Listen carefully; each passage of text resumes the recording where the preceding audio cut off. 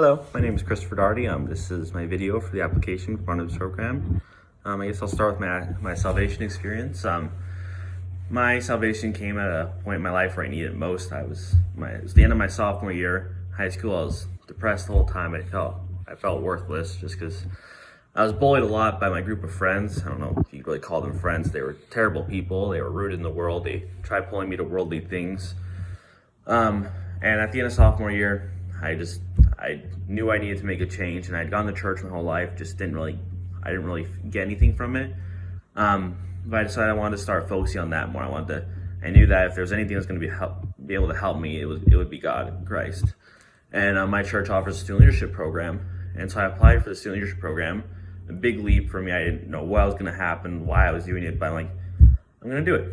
So with that, over the summer I started focusing more on God, trying to learn what it is, how to worship.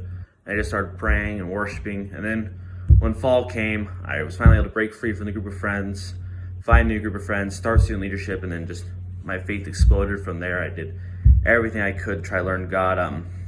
I read the book of Ruth. Ruth was very impactful for me because I felt a lot like Ruth. I felt like an outcast. I didn't feel like I had any worth, but I decided to follow God, and I went from being an abomination to being one of God's children, and it was so great for me. Then my calling to ministry came last September. I had been planning to go into engineering. I've been accepted to Embry-Riddle. I was gonna go to there, but I wasn't really sure about doing engineering anymore because my whole life had changed, and that was changing too. I didn't want to go into engineering. I felt stressed about it. I doubted it, so I started praying, and then God just started putting the idea of ministry into my head, and then I started thinking about it more and more. And then on a Sunday, I was at church, and my friend Mark came up to me, and he told me, I don't know what you're doing with your future, but I think if you decide to do ministry, you'd be really great at it. And so that's when I'm like, all right, I think God is pulling me to this. This is what I need to be doing.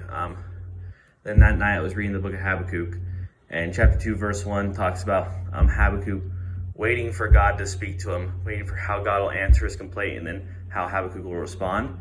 And that's when I knew, my complaint is what I'm going to do with my future, and God's answering very clearly. He wants me to follow him into ministry. And so I knew I had to follow that. That was the way to go.